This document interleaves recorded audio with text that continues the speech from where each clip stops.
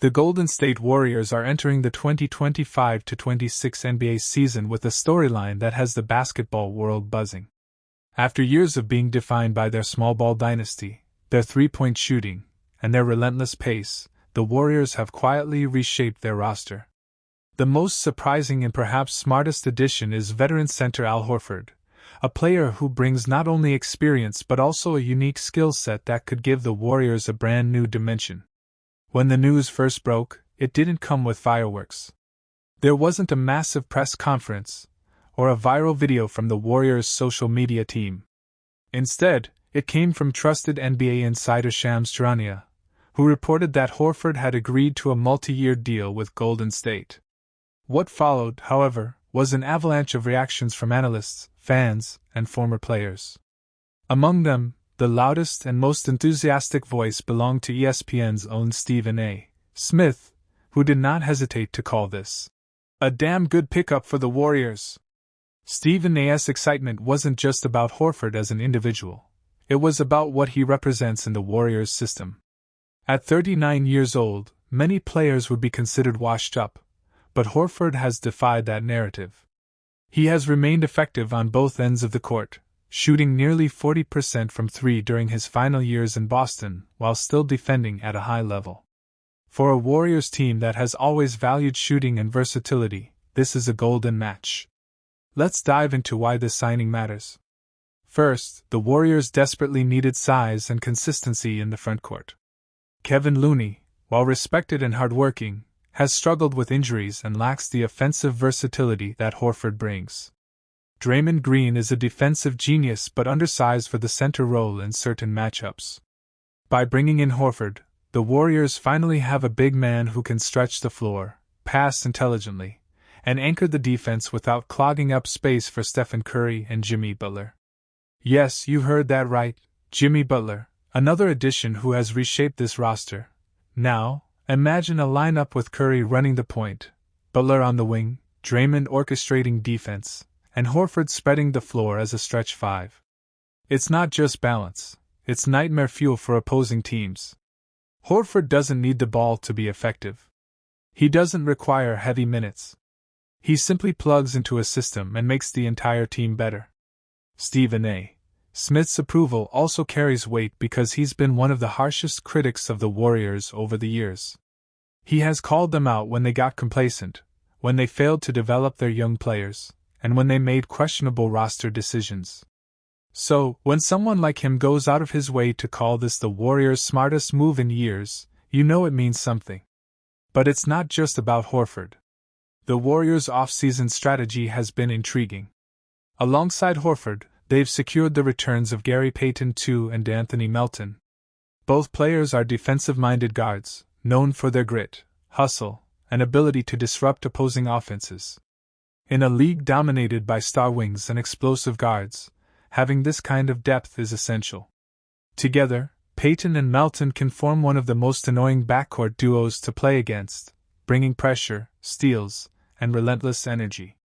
Then there's the Jonathan Kuminga situation. For months, Warriors fans were worried that Kuminga's contract negotiations would lead to a messy split. Rumors swirled about trades, disagreements with ownership, and even possible locker room tension. Joe Lacob, the team's owner, reportedly asked Kuminga directly, "Do you want to be here?" It was a question that could have defined the future of Golden State. Thankfully, Kuminga has shown signs of commitment, and with Horford joining, the roster suddenly looks more balanced. Kuminga can continue to grow as a two-way forward without being forced into roles he's not ready for. What does all of this mean for Stephen Curry? Well, at 37 years old, Curry is no longer the young superstar carrying the entire franchise on his back. He still has the shot, the vision, and the leadership, but he needs help. Bringing in veterans like Horford and Butler ensures that Curry doesn't have to play superhero every night. Instead, he can focus on efficiency, conserving energy, and being the closer when games get tight. This is how you extend a superstar's career and give him a chance at one more championship run. The Warriors' history proves that veteran additions can change everything. Think back to Andre Iguodala's arrival in 2013. He wasn't in his prime, but his leadership and versatility helped shape the dynasty. Think about Kevin Durant joining in 2016. His presence turned a great team into an unbeatable juggernaut. Even in smaller cases, Shaun Livingston, David West, Andrew Bogut, the Warriors have always valued high IQ veterans who bring stability. Horford fits that mold perfectly. Of course, there are risks. Horford is nearly 40, and while his numbers have held up, Father Time is undefeated. Can he stay healthy through an 82-game season? Can he keep up with younger, faster centers? Can he give the Warriors reliable minutes deep into the playoffs? These are valid questions. But the beauty of this signing is that the Warriors don't need him to play 35 minutes a night. They just need him to give 20 to 25 quality minutes, hit open threes, guard multiple positions, and serve as a mentor in the locker room. That's more than worth the contract they've given him. The NBA community has reacted strongly to this move. Celtics fans are heartbroken but happy to see Horford land in a good situation. Warriors fans are cautiously optimistic, seeing spotlight with Jonathan Kuminga again at the center of trade buzz. After weeks in limbo, new reports say sign-and-trade talks with the Sacramento Kings have been reignited. But there's no certainty yet. Today we bring you the freshest developments, the stakes, and what could happen next. This week, sources close to both teams confirm what many suspected. The Warriors and Kings resumed discussions about a possible sign-and-trade involving Kuminga. The two sides had largely paused talks over the summer, but momentum appears renewed. According to reports, Sacramento's offer remains largely unchanged: Malik Monk plus a lottery-protected 2030 first-round pick in exchange for Kuminga.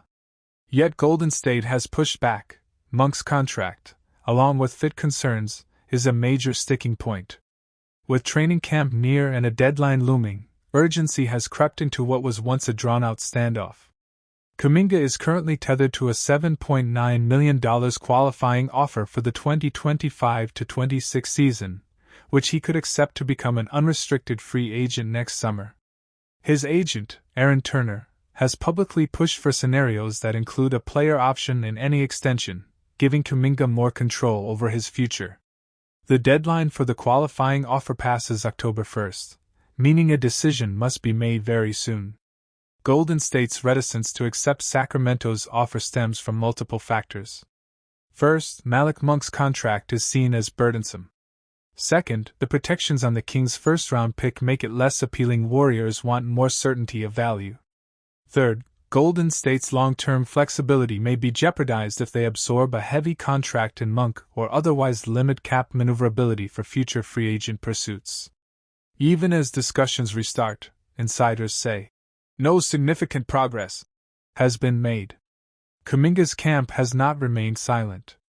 Turner has made clear that his client is prepared to take the one-year qualifying offer if no extension meets his demands. Taking that route brings risk. If Kuminga plays under a low-salary one-year deal, any injury or drop in performance could hurt his next contract. But it also gives him veto power over trades during that season, a valuable tool he may see as giving leverage. Segment 5: What Warriors and Kings Want. From Sacramento's side, the interest remains strong. They see Kuminga as a young, versatile wing who could fit their timeline. But they have held firm on protections for their pick and used Monk as the centerpiece of their offer, unwilling so far to offer better terms. Golden State, meanwhile, would prefer to keep Kuminga if they can or execute a sign-and-trade that returns value they deem acceptable. Front office voices suggest that if no deal is struck, the Warriors will move forward with the roster as is, betting on internal chemistry and existing talent, suggesting that Kuminga could be part of a package to shed salary and bring in immediate help. None of these deals materialized, but the message was clear. The story of Jonathan Kuminga and the Golden State Warriors is one filled with hope, talent, and rising tension. Kuminga arrived in Golden State as a raw but incredibly gifted prospect, drafted 7th overall in the 2021 NBA Draft. He was seen as a future cornerstone, a versatile forward with elite athleticism, defensive potential, and the ability to grow into a star under the mentorship of Stephen Curry, Draymond Green, and Klay Thompson. The Warriors believed he could represent the bridge between their championship core and the franchise's future. In his first 2 seasons, Kuminga flashed moments of brilliance. His ability to slash to the rim, defend multiple positions, and bring energy off the bench stood out. Yet, inconsistency and limited playing time created frustration. Steve Kerr, known for trusting veterans, often kept Kuminga's minutes tight, especially in critical playoff games. This decision sparked debate within the Warriors fan base. Was Kerr slowing Kuminga's growth, or was Kuminga not fully ready for the responsibility? By the 2023-24 season, the friction grew louder. Kuminga openly expressed dissatisfaction with his role. Reports surfaced that he felt undervalued and underutilized, especially during stretches where he performed well but still see his minutes cut in favor of veterans. His athletic prime was approaching, and being stuck behind Andrew Wiggins in the rotation only fueled his frustration. For a young player eager to prove himself, it was difficult to accept that his development seemed to be taking a back seat to the Warriors' pursuit of squeezing out every last championship run from their aging core. Meanwhile, the Warriors were at a crossroads.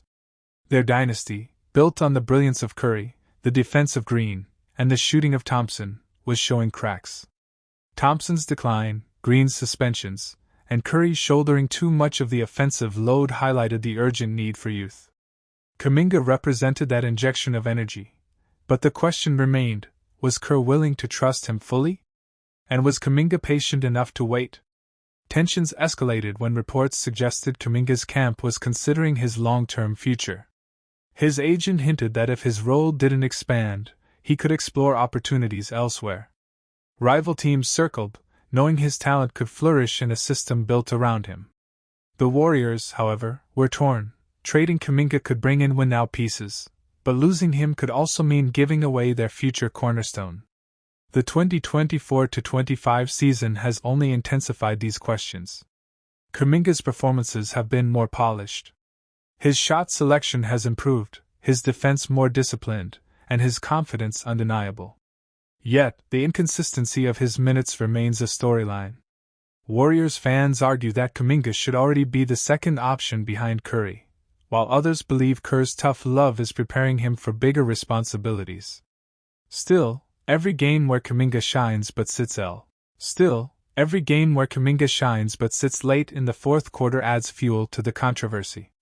The Warriors' struggles this season have made Kuminga's situation even more critical. With the team battling in a competitive Western Conference, every decision feels magnified. If Golden State leans too heavily on veterans, they risk alienating Kuminga. If they hand the keys to him too early, they risk mistakes that could cost them games. It is a delicate balance, and so far, it has left both sides unsatisfied. For Kuminga, the pressure is real. He knows the NBA is about opportunity, and windows don't last forever. Every year he sits behind veterans is a year lost in proving he can be an all-star. For the Warriors, the dilemma is equally sharp. Can they transition smoothly from the Curry era to a future led by Kuminga, or will they mismanage the situation and see him thrive somewhere else? The narrative now seems to be heading toward an eventual split. Unless something drastically changes in Kerr's rotations or the Warriors shift their philosophy, Kuminga's desire for a bigger role may push him to another team. And if that happens, it will mark a dramatic turning point, not just for Kuminga's career, but for the Warriors' dynasty. Losing him would symbolize the struggle Golden State has faced in trying to win now while building for the future. For now, Kuminga remains in a complex position, too talented to ignore, too ambitious to wait, and too vital for the Warriors to easily trade away. His story with Golden State continues, but the ending feels uncertain. Will he be the torchbearer of the next Warriors era, or will he become the star that slipped through their hands?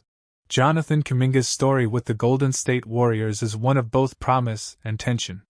Drafted in 2021 as the 7th overall pick, he arrived with the reputation of being one of the most athletic and explosive forwards of his class. The Warriors, then fresh off years of championship dominance, saw him as the bridge between their aging dynasty and a new generation. But 4 seasons later, instead of blossoming into the face of the franchise, Kuminga now finds himself described by insiders as absolutely miserable in Golden State.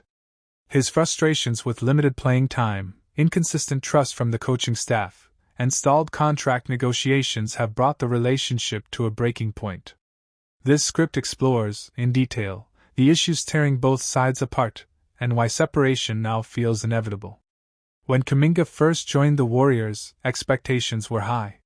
His athleticism, defensive potential, and flashes of scoring made him a tantalizing prospect. Yet, playing on a team led by Stephen Curry, Klay Thompson, and Draymond Green meant minutes were scarce. Head coach Steve Kerr prioritized veterans who understood his complex motion offense and defensive schemes. Kuminga's minutes often fluctuated wildly. He could play 30 minutes one night and sit on the bench the next. For a young player trying to build confidence, this inconsistency became a major source of frustration. Still, he accepted his role early on, believing patience would pay off. But as the seasons rolled by, the patience began to wear thin. Despite these struggles, Kuminga delivered undeniable moments of brilliance. During the 2024-25 regular season, he averaged 15.3 points, 4.6 rebounds, and 2.2 assists in about 47 games, even after missing 2 months with an ankle injury.